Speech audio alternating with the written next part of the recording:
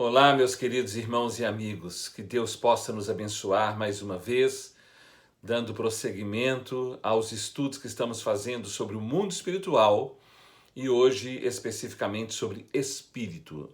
Conforme o último estudo que fizemos sobre espírito, demos um início, não é? E talvez as pessoas que vão estar pegando a partir de hoje não entendam algumas coisas, por quê? Porque não pegaram anteriormente. E é muito importante que nós peguemos o princípio e possamos dar sequência ao estudo para termos entendimento, não é mesmo? Vocês já ouviram aquela expressão que diz assim: eu não estou entendendo o espírito da coisa. Por quê? Porque não sabe do início, não sabe, às vezes, alguns detalhes. Então, para que nós possamos saber o espírito da coisa, nós precisamos fazer um estudo mais completo e pegar mais do princípio, tá bom? Então, se você puder, pegue os outros estudos e você vai ter uma sequência melhor. E a partir dos outros estudos, nós vamos esclarecendo mais ainda tudo que nós pudermos. Vamos fazer uma oração neste momento. Pai querido, nós estamos na Tua presença e lidando com as coisas espirituais. Nós precisamos muito da Tua bênção, da Tua direção, da Tua orientação, ó Pai, da Tua revelação.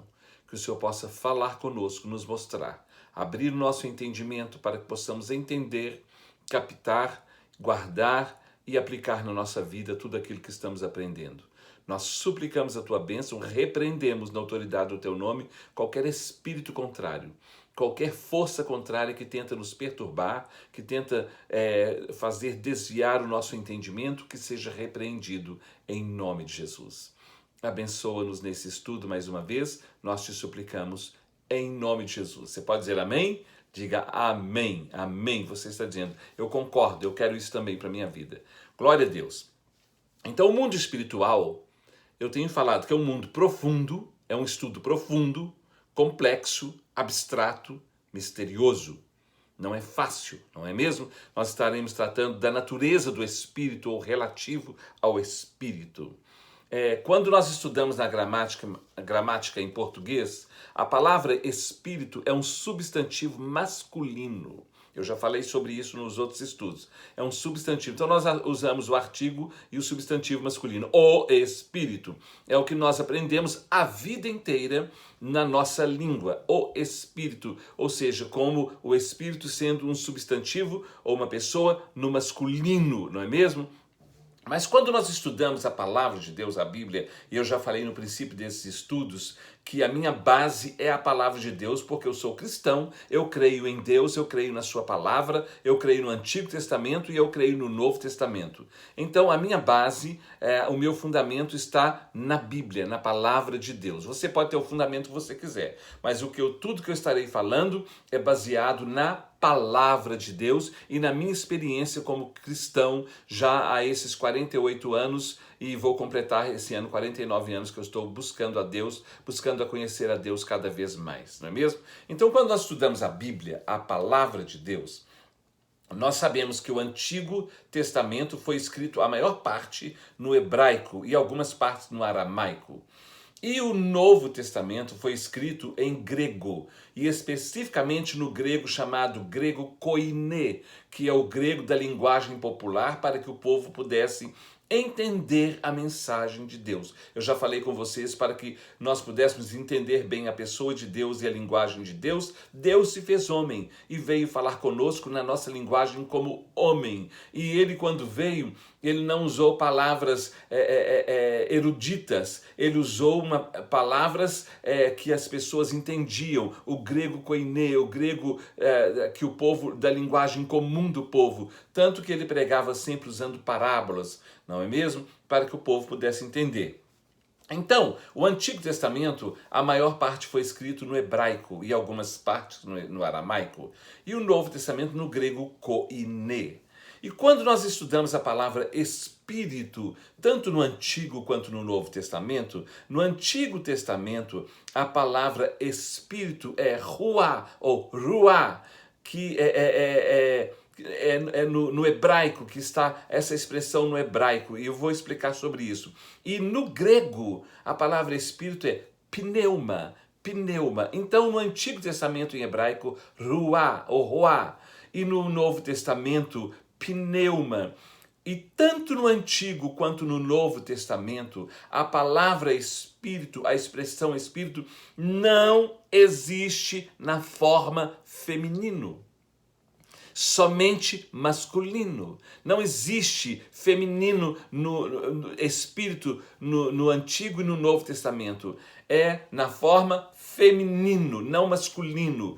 Por quê? Porque o espírito é o que gera, como a mãe gera. Eu já falei sobre isso lá em Gênesis capítulo 1, não é mesmo? A mãe é que traz calor e vida, a mãe é que gera, a mãe é que consola, a mãe é que forma, o pai dá a semente, não é mesmo? E a mãe gera. Então, o espírito é o que gera, por isso que ele é o fôlego de vida, não é? Espírito é um ser imaterial, incorpóreo, sobrenatural, invisível, abstrato, não tem forma. Então eu te pergunto, é fácil falar sobre isso? Não, é muito difícil. Então nós precisamos de estudar bastante, procurar ter muita sensibilidade para podermos entender e sentir o que é realmente espírito, o que isso significa e o que é espírito, não é? O espírito é atemporal, ou seja, ele não está limitado ao tempo e nem ao espaço, porque ele não tem forma, não é mesmo? Ele assume formas, mas ele não tem forma. Ele não está limitado ao tempo e nem ao espaço. Ele é sobrenatural, ou seja, ultrapassa o nosso entendimento humano, a razão, a nossa forma de entender, ultrapassa. Por isso que nós precisamos ter uma sensibilidade maior. Não é apenas com a razão, com o entendimento e de forma intelectual apenas, nós não conseguimos entender, nem sentir, nem acreditar e nem falar sobre espírito. Então, tente estar mais sensível para que você possa entender aquilo que Deus quer falar conosco através da palavra e através desse estudo sobre mundo espiritual e espírito. Conforme eu disse, espírito não é fácil definir e dizer e explicar. Mas na matemática e na filosofia existem duas palavras que expressam o que é que as coisas são e que vão nos explicar o que elas são e como elas são, não é? Tanto na matemática quanto na filosofia. Ou seja, uma delas é teorema. Teorema é tudo o que pode ser demonstrado por meio de um processo lógico. Então isso é teorema. Por exemplo, espírito, então, é um processo lógico de explicar? Não, então não é teorema. Deus, como que nós explicamos Deus? Não tem como explicar Deus. Então Deus não é um teorema, porque ele não está limitado a um entendimento, a um assunto, a uma explicação lógica. Então, existem duas palavras, tanto na matemática quanto na filosofia. A primeira é teorema. A teorema é aquela que nós podemos expressar e explicar de forma lógica, não é mesmo? Dando um exemplo mais de processo lógico. E a outra palavra que não explica aquilo que é lógico é axioma. Axioma é uma verdade autoevidente que não tem como refutar, não tem como negar. E também é tão grandioso que não temos como provar. Não existe uma forma lógica para explicar. Por exemplo, um exemplo que sempre as pessoas dão. Se eu estiver chupando uma laranja, eu posso dizer para você que está me assistindo, me ouvindo, esta laranja está uma delícia, é muito gostosa, é muito boa, essa laranja é ótima, mas não tem como eu explicar, porque é uma experiência minha, eu estou experimentando. Então você precisa experimentar a mesma laranja. Então, e mesmo você experimentando, você dizendo realmente você tem razão, essa outra pessoa também não saberá explicar. Porque são coisas que não tem como explicar, não é? Sentimentos, eu estou com uma dor na minha alma, como que você explica isso? Não tem como explicar. Eu estou com algo na minha alma, sentindo alguma coisa boa ou ruim, não é? Eu estou sentindo algo no ar, não tem como explicar. Não tem como explicar. Isso é um axioma. Você sabe que é, não tem como refutar, não tem como dizer que não é. É igual uma pessoa que sofre de depressão. Ela não sabe explicar, mas ela sente. E não tem como dizer, não é nada, não tem nada, você está bem, não tem. Mas a coisa não tem como você dizer que não está acontecendo, porque a pessoa está sentindo. Eu espero que você esteja entendendo isso que eu estou dizendo com você. Não é mesmo? Então, por isso que lá eu já mencionei isso, que lá em 1 Coríntios capítulo 2, versículo 14, está dizendo assim, que o homem natural, o homem que só pensa com a razão, que só age com a razão, com o entendimento, com a lógica, esse homem natural que só pensa assim, que só pensa e que não é sensível, e que ele, se não for pela lógica e explicado, ele não entende, esse homem natural não entende as coisas do Espírito de Deus, não aceita e não concorda, e para ele essas coisas são loucuras, porque as coisas espirituais se discernem não com razão, mas espiritualmente. Isso se encontra em 1 Coríntios, capítulo 2, versículo 14. A falta de conhecimento e de entendimento, e principalmente de experiência, faz com que muitas pessoas interpretam e veem as coisas e acontecimentos erroneamente ou equivocadamente. O que é que faz com que eu veja a coisa de forma errada e equivocada? A falta de conhecimento, a falta de entendimento e também a falta de experiência. Não é mesmo? Quando você vai fazer, você forma numa determinada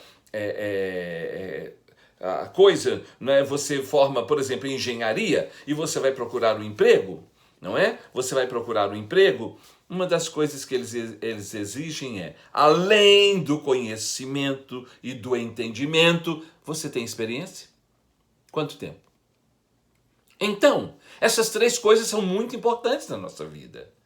O entendimento, o conhecimento e a experiência. Tanto que lá no livro de Hebreus, o escritor aos Hebreus, no capítulo 5, versículo 14, ele fala assim, ora, o alimento sólido, o alimento bom, o alimento forte, o alimento mais seguro é para os adultos, para aquele que é maduro como pessoa e que tem as suas faculdades exercitadas para discernir não somente o bem, como também o mal. Então, é muito importante o conhecimento, o entendimento e a experiência. Eu sempre digo que a ignorância é a arma mais poderosa que o inimigo, tanto espiritual quanto humano, tem contra qualquer pessoa.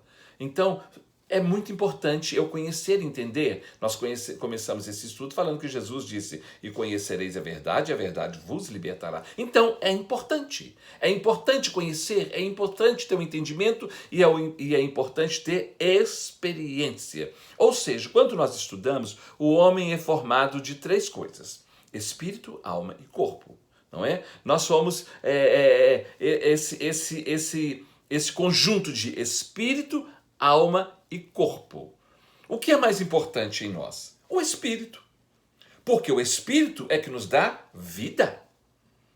Se o meu espírito sair daqui, eu vou passar a ser um defunto, um morto, um corpo morto. Então, o que é mais importante no meu corpo? É o espírito. Porque sem ele, eu não tenho vida. Não é mesmo? Então, o homem é espírito, alma e corpo. Nós sempre falamos o contrário. Corpo, alma e espírito. Mas a ordem correta é, nós somos um espírito que possui uma alma e que habita num corpo. Não é? O espírito é abstrato, é o fôlego de vida. A alma também é abstrata, que nós falamos de coração, não é? Que é afeição, que é emoção e que vai agir de acordo com o nosso caráter. E o corpo é a matéria. Então, eu quero falar hoje que existem três níveis diferentes que se comunicam no homem. O homem existe em nós no ser humano 3 níveis diferentes que se comunicam com outra parte do mesmo gênero, ou seja, espírito com espírito. Você se identifica com uma pessoa espiritual ou espiritualista. Você se identifica se você é uma pessoa espiritual. E o espírito sente ou coisa ruim, ou sem entender, ou entendendo ou não entendendo, você às vezes pensa, puxa, eu estou sentindo uma coisa ruim que não sei o que é isso, não entendo, mas que eu estou sentindo. Ou não gostei dessa pessoa. Quando essa pessoa chegou, não senti bem. Ou quando essa pessoa chegou, eu senti bem. Tem uma coisa que está comunicando. É espírito com espírito. E também a alma comunica com a alma. Afeição, emoção, a forma da pessoa ser carismática, ou se ela é estúpida, seja lá o que for, se identifica a alma com a alma. Então há uma identificação de espírito com espírito, como há uma identificação de alma com a alma, e há uma identificação de corpo com corpo, né? Há uma atração física, né? Pode ser uma coisa boa, uma coisa ruim. Nós sempre falamos, rolou uma química, ou seja, teve uma comunicação, teve uma atração entre carne e carne, matéria e matéria, físico e físico. Então existe essa comunicação de espírito para com espírito, de alma para com alma e de corpo para com corpo. Por isso que nós precisamos estar com os 3 muito bom e equilibrados para que possamos ter bons relacionamentos, não é mesmo?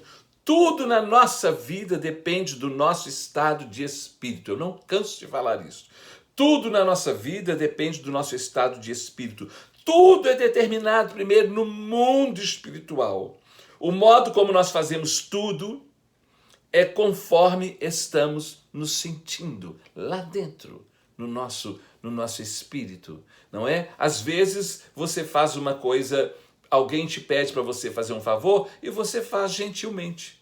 Ou você pode fazer de forma bruta, estúpida, de qualquer jeito, porque tudo que nós fazemos depende do nosso estado de espírito. O nosso estado espiritual é que vai controlar, é que vai comandar a nossa alma, que são as nossas emoções, os nossos sentimentos, as nossas reações e até o nosso metabolismo, o nosso físico também. É o nosso estado de espírito. Espero que você esteja entendendo. Existem 3 classes de espíritos, eu já falei sobre isso. O primeiro deles, o Espírito de Deus, o Espírito Santo. Só que tem o Espírito de Deus, mais a sua milícia espiritual, que são os seus anjos. Lá em Hebreus capítulo 1, versículos 13 e 14, deixa eu ver aqui, deixa eu ler para vocês. Hebreus capítulo 1, versículos 13 e 14. Só um momentinho que eu já estou achando. Hebreus, capítulo 1, versículos 13 e 14. Olha o que é que diz aqui a palavra de Deus.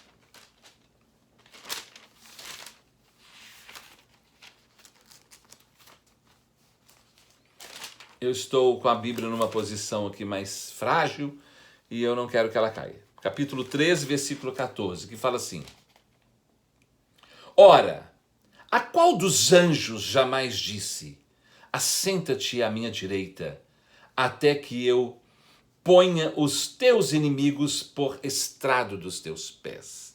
Aí o versículo 14 fala assim: não são todos eles espíritos ministradores enviados para serviço a favor dos que hão de herdar a salvação? Então, Deus é espírito e os seus anjos são espíritos ministradores.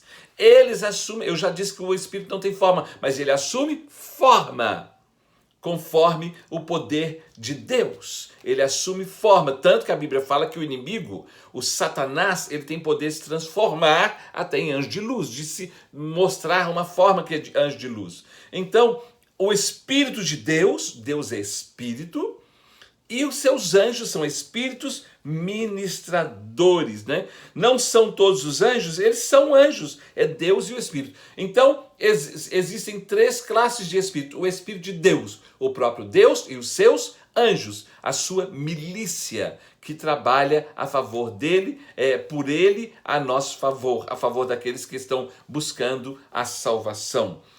O outro espírito que existe é o espírito do homem. O Espírito de Deus é um, os anjos são outros.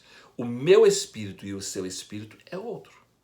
Cada um de nós tem o seu espírito peculiar. Cada um de nós tem o seu espírito.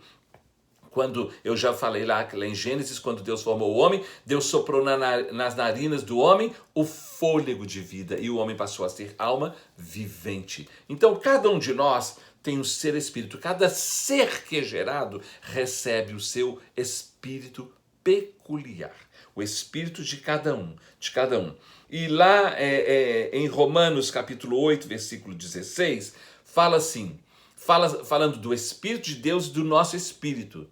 Ele especifica, aí ele fala assim, o próprio Espírito, com letra maiúscula, que é o Espírito de Deus, testifica com o nosso espírito, que está em letra minúscula.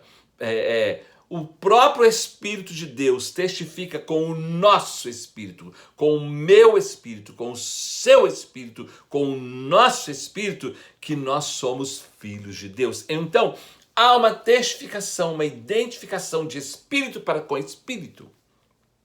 Por que às vezes uma pessoa, quando está no ambiente religioso, ela não se sente bem? Porque o espírito dela não está se identificando com o espírito de coisas boas.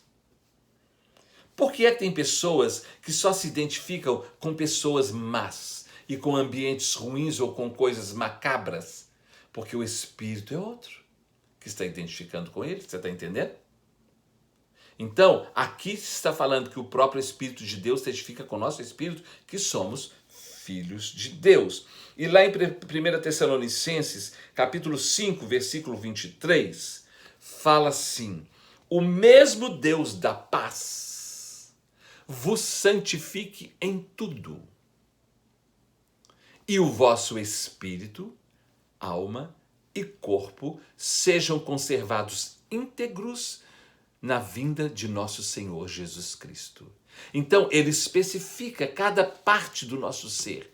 E o vosso espírito, alma e corpo sejam conservados íntegros. As três partes. Não adianta você ser uma pessoa sensível para as coisas espirituais se você vive fazendo coisa errada. Existem pessoas que vivem fazendo coisa errada, mas quando elas vão a um culto, elas choram, elas sentem, é só isso. Porque ela não tem o espírito íntegro, nem a alma, nem o corpo. Ela só tem uma sensibilidade, mas ela não tem integridade. Isso é diferente, não é? E existe, então nós falamos do Espírito de Deus com seus anjos, o Espírito do homem, que cada um tem o seu espírito peculiar. Eu não penso assim, eu estou falando conforme a minha base na palavra de Deus. E é essa a minha base e é nisso que eu creio. Então é isso que eu estou falando. E o terceiro espírito, que é a terceira classe de espírito, é o espírito maligno, que são legiões. E que tem o diabo, Satanás, seus subordinados, seus asseclas. Vamos ler, só para a gente entender mais ou menos, lá em Apocalipse, no capítulo de número 20, deixa eu ver aqui, só um minutinho. Capítulo 12,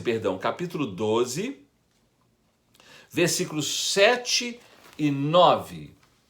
Fala assim, capítulo 12, versículos 7 e 9.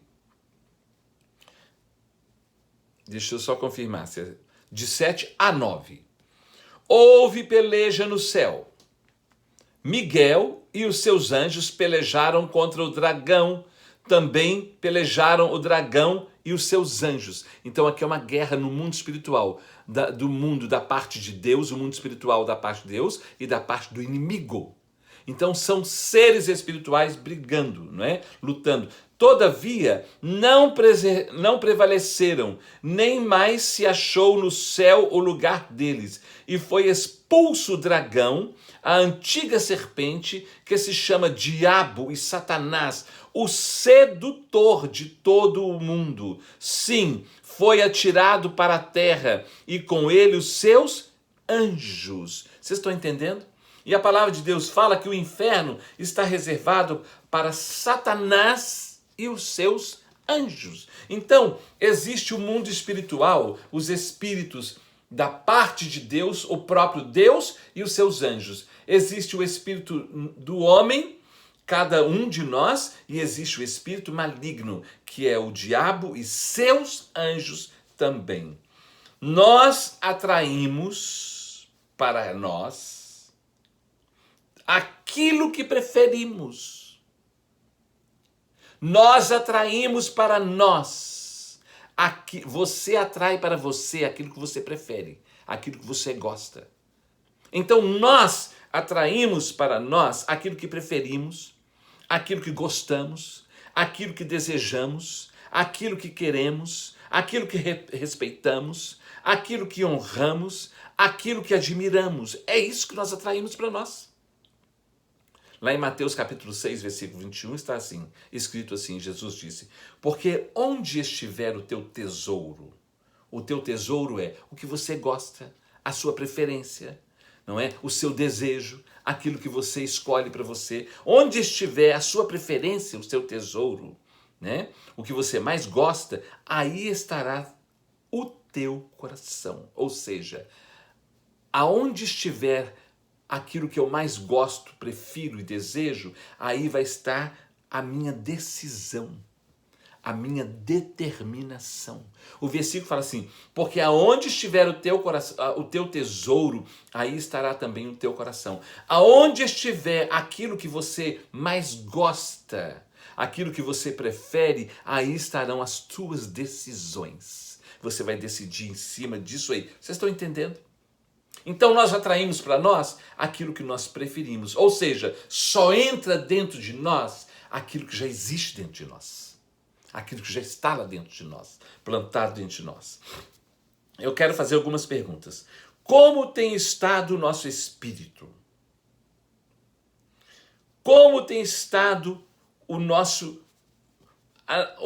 sentimento espiritual? Como nos temos sentido espiritualmente?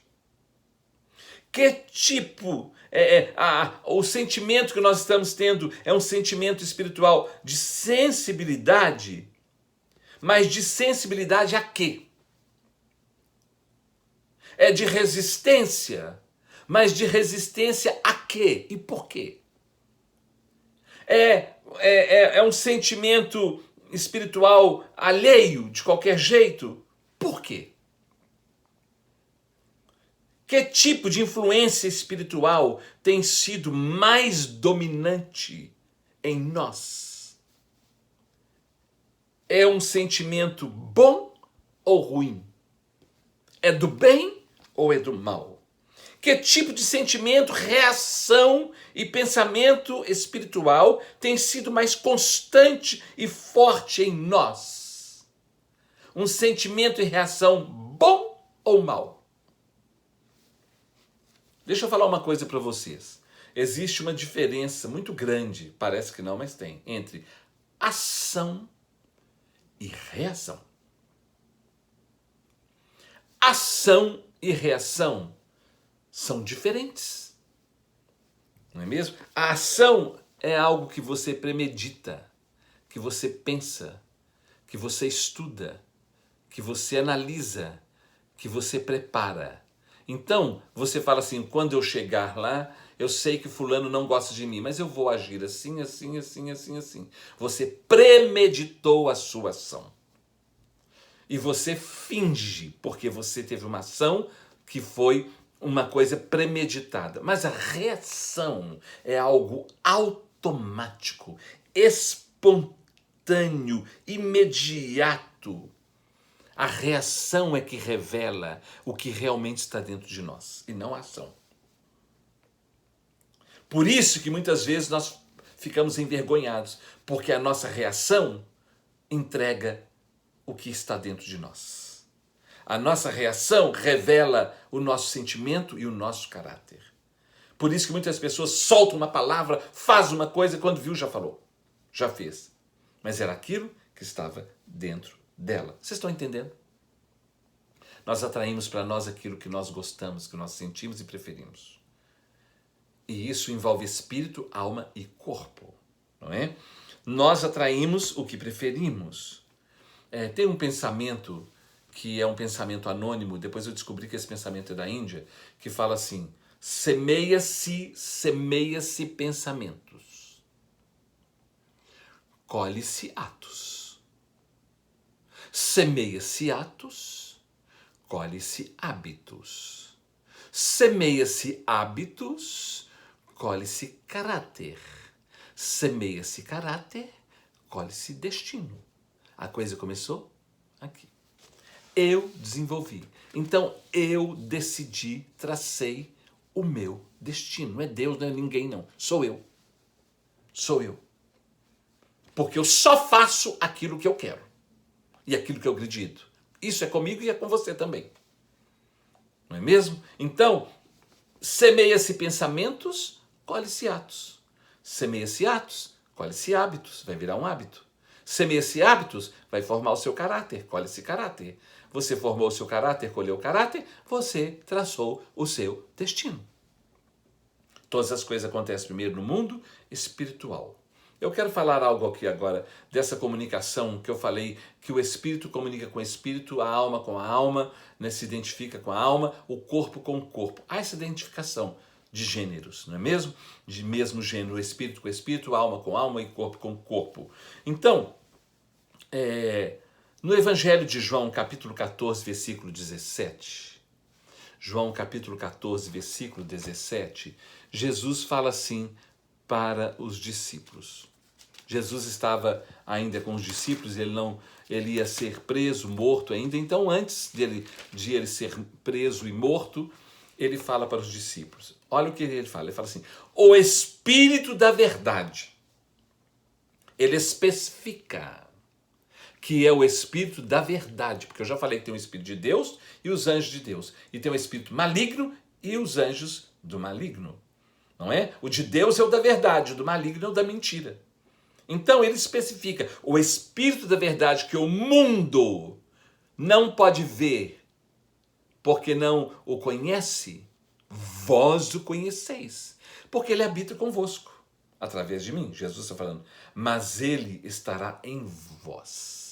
Ele, depois que eu for, ele não vai estar mais com vocês, ele vai estar dentro de vocês. Então, olha aí a identificação de espírito para com espírito. Os discípulos de Jesus estavam andando com Jesus. Então ele falou, o espírito vai, depois que eu for, ele estará em vós. Judas perdeu esse privilégio, porque Judas traiu Jesus, determinou trair Jesus, determinou vender Jesus, não se arrependeu, e a Bíblia fala que na hora da ceia, quando ele acabou de cear, entrou dentro dele Satanás. Outro espírito. E Jesus está falando com os discípulos aqui. O Espírito da verdade que o mundo não pode receber porque não o vê nem o conhece, vós o conheceis, porque ele habita convosco, mas ele estará em vós. Então haverá agora uma identificação de Espírito para com Espírito. E se eu sou de Deus, o Espírito de Deus quer estar comigo, habitar dentro de mim. E lá em João capítulo 16, versículo 13, João 16, 13, Jesus fala assim: quando vier o Espírito da verdade, ele torna a falar. Não é qualquer espírito. E no primeiro estudo que eu dei, eu falei assim, provai os espíritos. Faça um teste para ver que espírito é esse. Não é mesmo? Quando vier, porém, o Espírito da verdade, ele vos guiará a toda a verdade.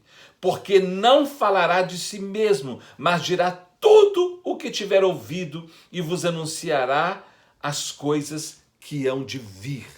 Então o Espírito da verdade vai nos anunciar toda a verdade. Quando uma pessoa fica só mentindo para você, ela tem o espírito da verdade? Qual que é o espírito que está identificando com essa pessoa? Então, nós temos que pensar. Agora, quem não tem entendimento, não tem conhecimento, não tem discernimento, não sabe nada. E é pego, não é mesmo? Por isso que a arma mais poderosa que o diabo tem contra qualquer pessoa é a ignorância. Então, o Espírito da verdade, quando ele vier, ele vai guiar vocês a toda a verdade. Lá em 1 Coríntios, capítulo 6, olha o que o apóstolo Paulo fala aos coríntios em capítulo 6. Perdão. 1 Coríntios, capítulo 6, do versículo 19 ao 20, ele fala assim: acaso, e você que diz que é crente, que é servo de Deus, e que ama a Deus, e que tem Deus, e que professa Deus, ouça essa palavra que o apóstolo Paulo está falando para os coríntios, porque a igreja de Corinto foi a igreja mais difícil, mais complicada, mais cheia de problema, de confusão. Então, essa palavra é para nós também. Acaso não sabeis que o vosso corpo é santuário do Espírito Santo, que está em vós, o qual tendes da parte de Deus, e que não sois de vós mesmos? Porque fostes comprados por preço, ou por bom preço, por um excelente preço, que foi o sangue de Jesus. Agora, pois, glorificai a Deus no vosso corpo. Assim como o Espírito meu está em mim, o meu Espírito, o Espírito de Deus quer habitar dentro de mim. E eu passo a ser o templo do Espírito Santo de Deus. Por isso que quem é o templo do Espírito Santo de Deus não anda pelado para baixo para cima, se desnudando e aprontando e sendo um objeto de vergonha, não. Porque o Espírito Santo de Deus não faz isso. Ele não habita em corpo que não tem postura, que não tem pudor, que não tem nada disso. Vocês estão entendendo? Então, quando a nossa ação, a nossa reação e as nossas atitudes vão revelar que tipo de espírito está dentro de mim ou que tipo de espírito está me conduzindo mais. Se é o Espírito Santo de Deus ou se é o Espírito Santo do maligno, que é o Espírito da mentira. Preste atenção nisso. Por isso, em Efésios capítulo 4, versículo 30, está escrito assim, Paulo escrevendo aos Efésios: não entristeçais o Espírito Santo de Deus. Assim como às vezes uma atitude de um marido entristece a esposa, ou vice-versa, ou uma atitude de um filho entristece um pai ou uma mãe, ou vice-versa. Da mesma forma, Paulo está falando, cuidado para que nós não venhamos entristecer o Espírito Santo de Deus. O que é que entristece o Espírito Santo de Deus? Aquilo que não é de Deus, aquilo que não agrada, tudo aquilo que se refere a pecado, a carnalidade. Isso entristece ao Espírito Santo de Deus. E entristece qualquer pessoa que tem Deus e que tem a sensibilidade de Deus. Então, lá em 1 Tessalonicenses também, o apóstolo Paulo escrevendo aos Tessalonicenses, olha, escrevendo aos Efésios no capítulo 4, versículo 30, ele fala, não entristeça o Espírito Santo. E em 1 Tessalonicenses capítulo 5, versículo 19, ele fala, não apagueis o Espírito Santo de Deus. Não faça com que ele saia da sua vida. Não o instigue. Não o force a ter que sair de dentro de você. Estão entendendo? Existem pessoas que as atitudes dela fazem com que nós nos afastemos dela. Vocês estão entendendo? E o Espírito Santo de Deus, ele é santo. Ele não se mistura com coisas erradas.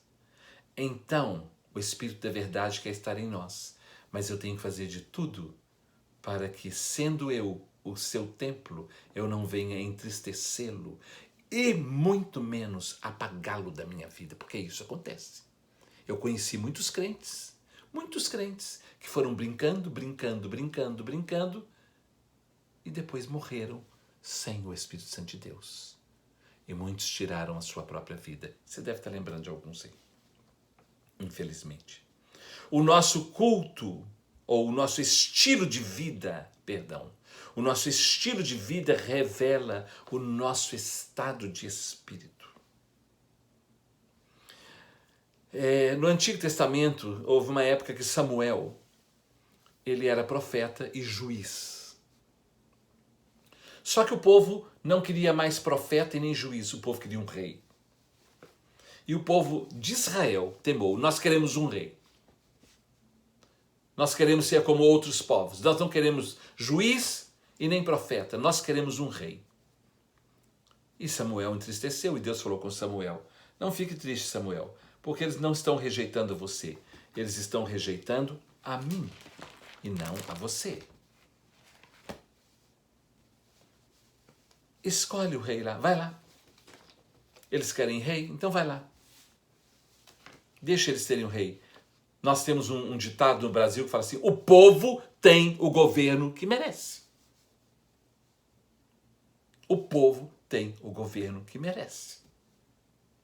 Nós sabemos que tipo de governo nós queremos ter. Sabe por quê? Porque cada um de nós sabe que tipo de espírito está instigando a nossa vida. Se é o bom ou se é o mal. Então, Samuel foi, olha aí, lá no primeiro livro de Samuel, no capítulo 10, versículo 1. Então, eu vou ler só alguns versículos para nós ganharmos tempo. Fala assim: tomou Samuel um vaso de azeite e lhe derramou sobre a cabeça e o beijou e disse, sobre a cabeça de Saul: não te ungiu porventura o Senhor por príncipe sobre a sua herança, o povo de Israel?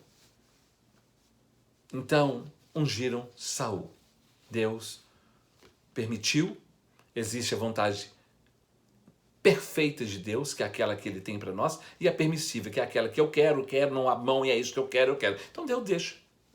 O povo quis o rei, não queremos mais profeta nem Samuel, nem juiz, queremos um rei, então é o rei. Então Deus ungiu, porque era o povo dele, Deus ungiu o povo. Deus ungiu o rei Saul, para ser o rei de Israel.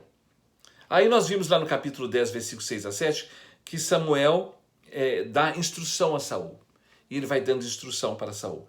No capítulo 10, versículo 9, como Saul foi ungido para ser rei de Israel, recebeu as instruções, no versículo 9 fala assim: sucedeu, pois, que, virando-se ele para despedir-se de Samuel, Deus lhe mudou o coração, e todos esses sinais se deram naquele mesmo dia. Então, quando nós nos colocamos nas mãos de Deus, Deus muda o nosso coração. Só que Deus só muda quando eu me posiciono. Quando eu não me posiciono, Deus não muda. Eu preciso querer, eu preciso pedir. Como Davi no Salmo 51 fala: cria em mim, ó Deus, um coração puro e renova dentro em mim um espírito inabalável. 51:10. Ele pediu, então Deus faz.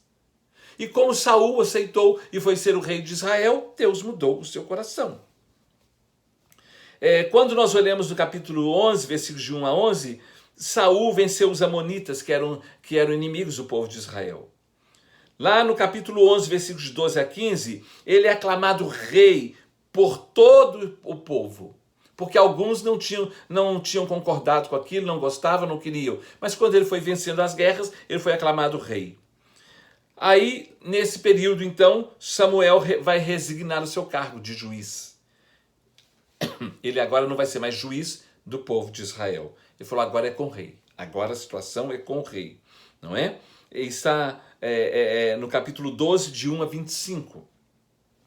Saul, então, continua sendo rei. Mas no capítulo 13, de 8 a 14, Saul começa a fazer coisas dele e não de Deus. Ele faz alguma parte que Deus pediu e outra que ele quis do jeito dele. Aí começa o problema. Aí começam os problemas. Não é mesmo? Aí ele já faz. Isso aqui eu vou fazer, Deus está pedindo, mas isso aqui eu não vou fazer, não. Eu vou fazer do meu jeito. E ele então, Saul vai e ele oferece sacrifício e faz coisas que não eram agradáveis a Deus. Ele ofereceu o sacrifício era somente com o sacerdote. Saul desobedece a Deus. Lá em 1 Samuel capítulo 15, de 1 a 35. Deus dá uma direção, uma ordem, e ele faz só o que ele quer, a parte que ele quer, e o que ele não faz. Então Deus faz o seguinte, escolhe outro para ficar no lugar de Saul. Isso está em 1 Samuel capítulo 16. Deixa eu te falar uma coisa. Se você é um servo de Deus, uma mulher de Deus, você é uma pessoa de Deus, tem um Espírito de Deus, siga as instruções de Deus. Porque a partir do momento que você começa a fazer o que você quer e algumas coisas que Deus quer, você vai entristecer o Espírito Santo. E se você continuar, o Espírito Santo vai sair e você vai ficar sozinho. E aí você se vira e você então vai resolver o que você tem que resolver sozinho, mas não com a bênção de Deus. Olha, por causa disso, lá em 1 Samuel capítulo 16, deixa eu achar aqui. Eu estou falando de espírito para com espírito. Depois nós vamos lidar como é que o espírito trata com o espírito. No capítulo 16 de 1 Samuel, olha o que aconteceu. Por causa das atitudes equivocadas de Saul, de obedecer em parte e em parte não, olha o que é que acontece aqui. No capítulo 16, versículo 14, fala assim. 16, 14 fala assim: tendo-se retirado de Saul o Espírito do Senhor. Olha, Saul, você vai fazendo. Quando você assusta, o Espírito Santo saiu. Igual foi com Sansão. Quando ele achou que ele estava com a força, perdeu a força. Perdeu. E ele passou a ser escravo. Furaram os olhos dele, bateram nele e ele foi escravo. Então, preste atenção nisso aí. O Espírito de Deus estava em Saul. Mas por causa das atitudes dele erradas, ele começou a desobedecer. E desobedecendo, o Espírito Santo saiu. E quando o Espírito Santo saiu, com a permissão de Deus, veio um espírito maligno e atormentava Saul. E se nós lermos esse capítulo, nós vamos ver que Saul passou a ser sempre atormentado por um espírito maligno. E sabe o que aconteceu? Mandaram chamar alguém que soubesse adorar, fazer uma adoração para que fosse até ele, e levaram Davi até ele. Isso está no capítulo 16. E Davi, quando tocava a harpa, o espírito imundo saía. Porque é só quando atraímos a presença de Deus que o diabo sai. Se não atrairmos a presença de Deus, o diabo permanece. E isso foi por um tempo. E aí Saul adotou a Davi, mas só que Saul começou a ter ciúme e inveja de Davi. Olha que coisa terrível. A propósito, quando você puder, leia um livro que se chama O Perfil de Três Reis. Leia esse livro. Então Saul começou agora a ter outros problemas. A ciúme e inveja de Davi. E tentou matar Davi. E por causa disso, Saul foi só pecando e piorando. Existem pessoas que quando elas começam a dar lugar, a coisa vai só piorando, não melhora. Se ela não buscar a Deus. E sabe o que aconteceu? Saul perdeu o Espírito de Deus, perdeu a bênção de Deus, e Saul apelou para buscar, porque Samuel morreu, apelou para buscar consulta com uma mulher médium. Isso está lá em 1 Samuel capítulo 28. Ele foi consultar uma mulher médium. Depois eu vou dar um estudo para vocês sobre esse capítulo, especificamente. Não é? E vocês sabem o que aconteceu? Qual foi o fim de Saul? Lá em 1 Samuel capítulo 31, de 3 a 4, Samuel suicidou. Perdão, queridos. Saul suicidou. Saul pediu para o seu guerreiro, o homem que era um dos seus soldados: mata-me com a sua espada. E ele falou, eu não posso fazer isso.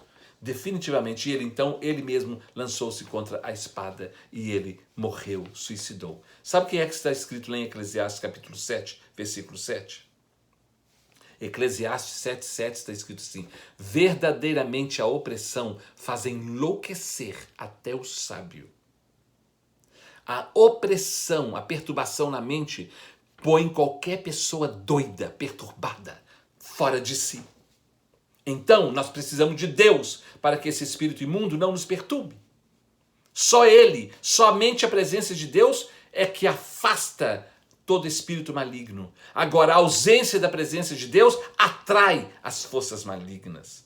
Olha, capítulo 7, versículo 7 de Eclesiastes fala: verdadeiramente a opressão faz enlouquecer o sábio e o suborno corrompe o coração. Mas eu quero somente essa primeira parte. Verdadeiramente a opressão faz enlouquecer até o sábio. E no versículo 17 desse mesmo capítulo fala assim: por que serias tão louco e morrerias antes do tempo? Ou seja, existem pessoas que morrem fora do tempo. Ah, é no tempo de Deus. Tem coisas que não é no tempo de Deus. São eu que atraio para mim. Eu me lembro no Brasil que eu falei com um rapaz: não vá a esse lugar, fique longe dali. E naquele mesmo dia ele foi lá naquele lugar. E naquele mesmo dia, à noite, a mãe me ligou. Ele foi assassinado lá. Sabe por quê? Porque as pessoas atraem para elas aquilo que elas preferem. Todas as coisas acontecem mesmo no mundo espiritual. O Espírito Santo de Deus quer abençoar a nossa vida, fortalecendo o nosso espírito. Quando começamos a caminhar fora da direção de Deus, começamos a entristecer o Espírito Santo de Deus.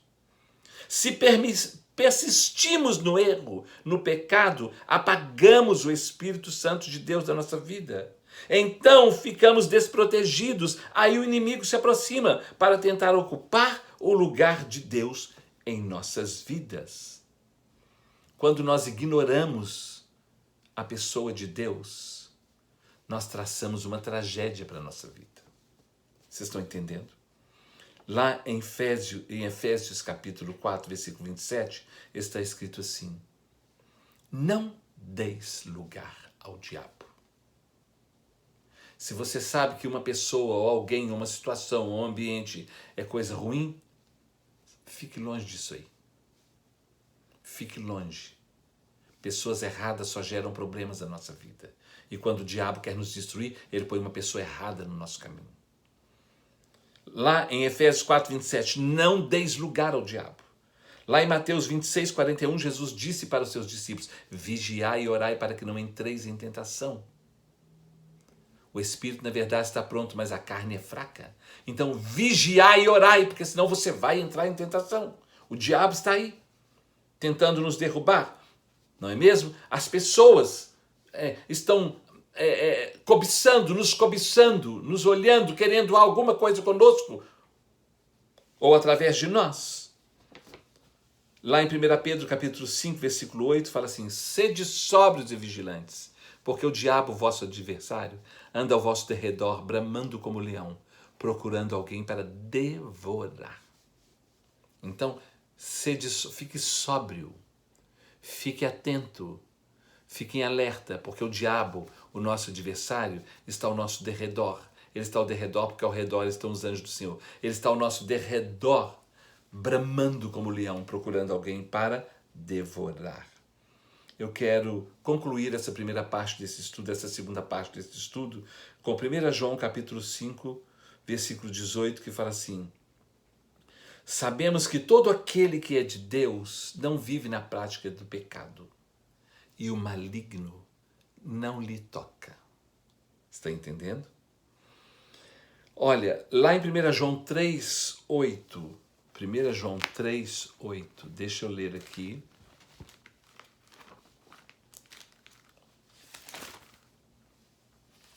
Eu quero ler o versículo completo. Primeira Epístola de João, capítulo 3, versículo 8, está escrito assim: aquele que pratica o pecado procede do diabo, porque o diabo vive pecando desde o princípio. Para isto se manifestou o Filho de Deus, para destruir as obras do diabo. Se você tem Jesus, as obras do diabo são destruídas na sua vida e contra você. E lá em 1 João capítulo 2, versículo 14, ele fala assim: Filhinhos, eu vos escrevi porque conheceis o Pai. Pais, eu vos escrevi porque conheceis aquele que existe desde o princípio. Jovens, eu vos escrevi porque sois fortes e a palavra de Deus permanece em vós e tendes vencido o maligno.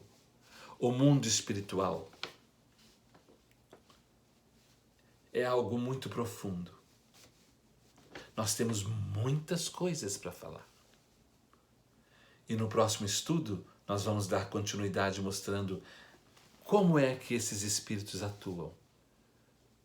Tanto o espírito da parte de Deus, como o da parte do maligno. E como é que o nosso espírito está?